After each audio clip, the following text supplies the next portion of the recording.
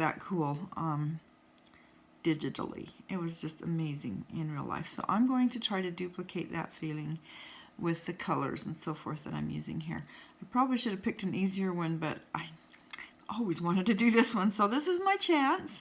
I'm going to see if I can do it in acrylic paint for you. And then maybe the finishing touches I'll have to go over it in oil because you just know how I am. So this is my image.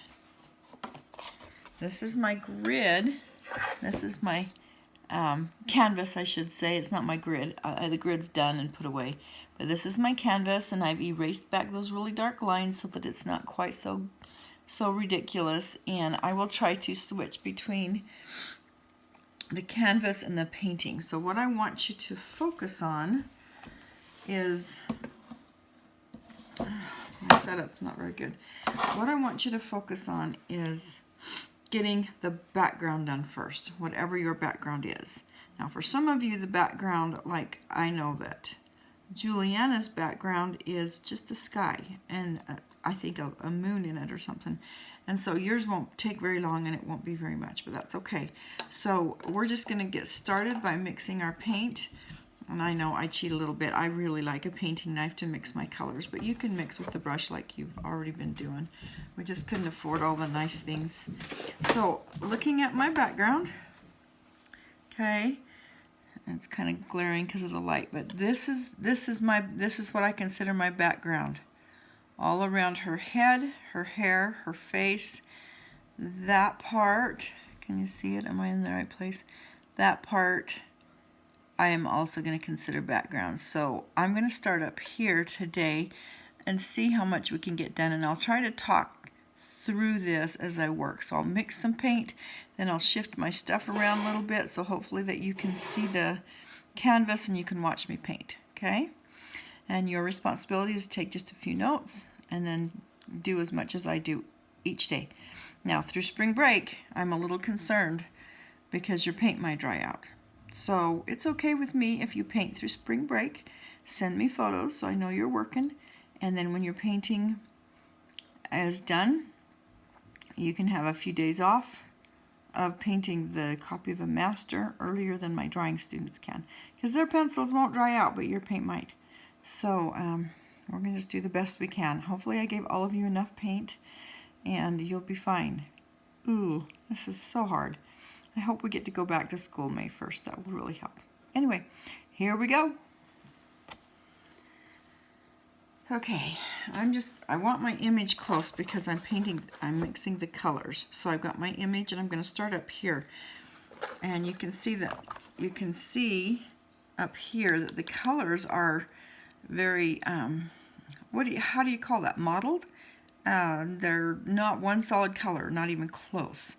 And so I'm just going to be looking at that edge. Maybe I can turn it this way so that you can see what I'm looking at. Okay, so I'm going to start right here in this upper top corner, and I'll move my canvas over after I get the color mixed. So there's a bit of blue in there. A bit of blue. I think each brush stroke is going to be a separate mix. It's not quite blue though, it's got a little bit of a purplish tint, not a lot, so I'm going to get my cool red and I'm going to put a little bit of it in, and I'm mixing over here in the corner till I want it more blue than red. And so I've got kind of a purpley blue violet there, and it looks to me like I'm going to let some of the white, I see some lighter colors in there. So I'm going to mix with acrylics you can't mix all the colors you're going to be using. You have to mix just a couple at a time because they dry too fast. I think it still needs to be a little bluer. I want it to read as blue, not purple. I'm going to cool blue with some. Oh, I do have purple there. I forgot. You got purple and green and orange on your palette now. Your green's different than mine, but your purple and orange are about the same. Okay, so I think that's about the color that I want. I want a little bit of it to be whiter. So I'm going to pull some white into it. Some of us. Notice how I pull from there. You can do this with your paintbrush too. Okay? Now, because acrylics dry fast, I'm going to just paint a small area. I'm going to grab a relatively big brush, and now I'll slide this over to here and bring my canvas under here so you can see what I'm doing. So I've got my canvas. I'm actually going to put this over the top of part of the painting because I'm not painting that part. I'm just painting this part, and I can actually enlarge it and kind of see the brush strokes and everything. Oh, look, there's a signature. I didn't even notice that. It's at the top. Whoops, didn't want to do that. There we go. Okay. So we've got some yellows and blues up there. I've got some blue mix. I think I'll start right here because that's a pretty good, and I'm not going to mix it a lot. Once I put it on the canvas, oh, I think it's still too purple. I'm going to add a little bit more blue to that while it's on there. It's okay to mix on your canvas if your paint is still a little bit wet. Okay, and I'm just going to, each stroke is going to be a little different color, even though, need more white. Even though, well, he painted it with oil, so he probably didn't have to work as quickly as we're going to have to work. And his background would have been put on very similar to what we're doing, okay? So I'm just putting, and I'm not going to blend them in too much, maybe a little bit. And I think maybe he did a little bit more, not quite such flat strokes. Maybe he just had a different kind of a brush, like a filbert, which is a more rounded tip. But I've got a flat brush, which I use a ton. I really like it. And if you have your own brushes, use them. You'll like them better. But I did include a couple of brushes with your set. If you're one of those kids that has parents that spoil you rotten, maybe they'll go buy you some really awesome brushes, because it does make a big difference. You see what I'm doing? I'm just looking. I'm down here by her collar and her hair, and I'm probably getting too blue there, but I can always come over with some yellow in a few minutes. But I want to get right up next to, right into her hair. Even though I'm going to lose that line, it's a soft edge, and so we'll come back and forth until we get that right. Okay, so hopefully we talked about soft edges in our class. I know I talked about them in drawing, but sometimes you guys don't get as much talking from me as you need, because we're too busy painting and I don't do all the same drawing exercises. So I'm never sure that I've taught you as well as I do my drawing classes. Ideally, in a perfect world, you would all have had my drawing class before you took my painting class. But I don't think that's the case with any of you. So we'll just do the best we can, okay? So I'm just doing, each brush stroke is a little bit more paint. I'm not solidly just going to lay in all that solid color, although some of yours are a little bit more solid. But acrylics work better if you're kind of impressionistic with them. And impressionistic means you're more painting the light, and I don't know if you understand that, painting the light, the effect of light on surfaces, instead of painting things. And the little grid pattern just tells you where to put the things, right? Where to put the light. Got a little bit of yellow I mixed into here now. It's a little brighter than I want because that's that chrome yellow, right? But if it's too obnoxious when I get going, tiny bit of yellow in the white, that's what I've got there. Can always fix edges and stuff a little bit later. Okay, all right, I'm having fun. Are you guys having fun? I just absolutely love this part. This is where you're playing, and oh, it's so fun.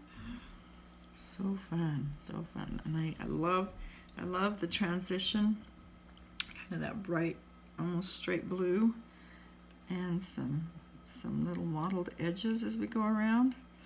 And I'm kind of fully aware of the edges of my canvas. So a lot of times while I'm painting, for a long time I did what's called gallery wrap paintings. I didn't frame my paintings. I just painted the edges and then hung them up like that. Then I got involved with some groups that I do a lot of shows with that requires that everything's framed. So I don't even buy this type of canvas anymore. I just have to frame everything, and you're going to frame yours when we, hopefully if we get back to school, you'll frame yours, okay? If we're not going to frame yours,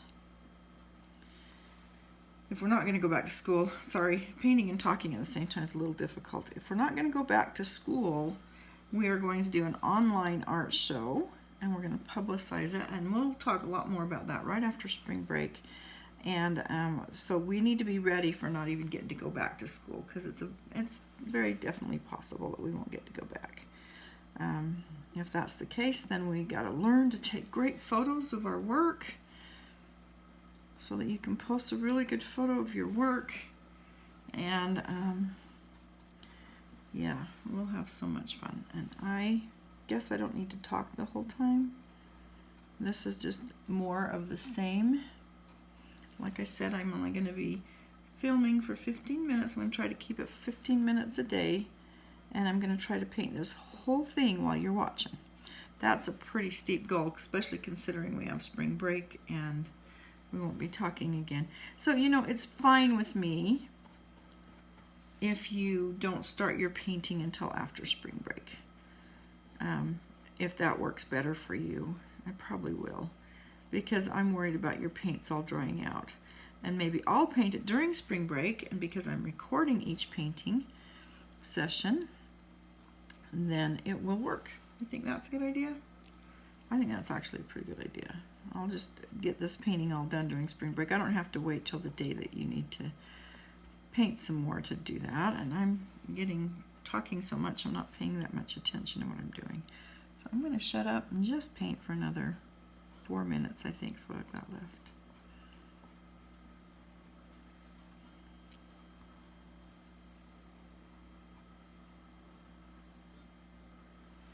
Oh, isn't that pretty? I just love paint. It's just, ooh, pretty colors.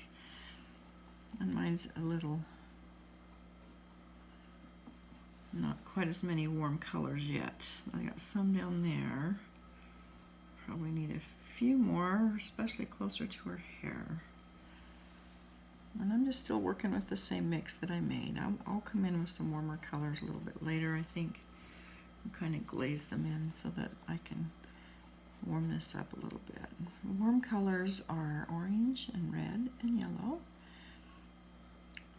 Any warm color has kind of a yellow base, and it just really, in my marketing classes, they tell me that people like warm paintings, and I really love cool colors,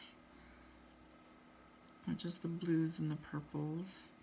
But I also want people to want my paintings, and I think in their homes they like warmer colors that are a little more, okay, that's a little better.